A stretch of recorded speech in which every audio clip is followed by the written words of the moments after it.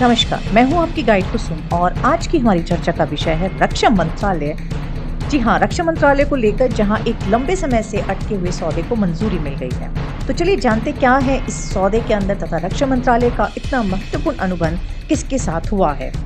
दरअसल भारत में एरोस्पेस पारिस्थितिकी तंत्र का विस्तार करने के लिए एयरबस के साथ साझेदारी में टाटा समूह ने भारतीय वायुसेना को 56 C-295 सैन्य विमान वितरित करेगा तथा रक्षा मंत्रालय ने अपने इस मध्यम परिवहन विमान की खरीद के लिए पहली बार स्पेन की एयरबस डिफेंस एंड स्पेस के साथ करीब 20,000 करोड़ रुपए के अनुबंध पर हस्ताक्षर किए हैं। यह पहला मामला है जिसमें निजी क्षेत्र के साथ वैकल्पिक एरोस्पेस कॉम्प्लेक्स को बढ़ावा देने के लिए सार्वजनिक क्षेत्र को स्पष्ट रूप से छोड़ दिया गया है। इस सैन्य विमानों को विकसित करने के लिए उत्तर प्रदेश में टाटा एयरबस विनिर्माण संयंत्र स्थापित किए जाने की संभावना है। यह शुरुआत मेक इन इंडिया पहल को बढ़ावा देने के लिए एक प्रस्तावित की गई है।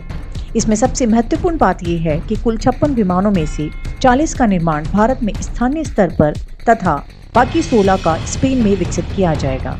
जैसे कि आपको पता है कि एयरबस यूरोप का सबसे बड़ा अंतरिक्ष निगम है, जिसका भारतीय अंतरिक्ष अनुसंधान संगठन, जिसे हम इसरो कहते हैं, के साथ सहयोग का लंबा इतिहास है। उन्होंने यूरोपीय ग्राहकों के लिए 2 संचार उपग्रहों के डिजाइन तथा निर्माण का सहयोग किया है, जिसमें पहला था 2008 में यूटेलसैट W2M तथा दूसरा था 2010 में हाइलस-1। इस अनुबंध के अंतर्गत टाटा एयरबस भारत में अपने विनिर्माण संयंत्र में पहले 40 C-295 विमानों का निर्माण करेगी तथा जो कि उत्तर प्रदेश में प्रस्तावित है तथा शेष 16 को सालों के भीतर यूरोप में लाया जाएगा। समूह ने कथित तौर पे 10 वर्षों के भीतर सभी विमानों की आपूर्ति करने पर सहमति व्यक्त की है। C-295 विमान का उपयोग सेना द्वारा परिवहन विमान के रूप में टन उपकरण, हथियार आदि के परिवहन के लिए किया जाता है। चलिए, ये था आज की हमारी चर्चा। अब बात करते हैं संभावित प्रश्न जो कि इससे संबंधित परीक्षा में पूछे जा सकते हैं।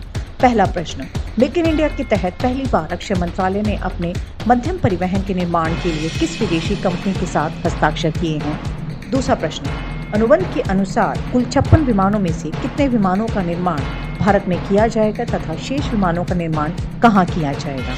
तीसरा प्रश्न, इन सैन्य विमानों को विकसित करने के लिए किस राज्य में विनिर्माण संयंत्र स्थापित करने की संभावना है।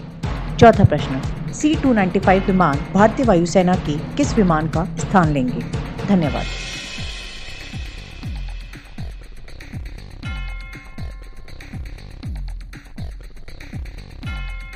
Storybox Audio.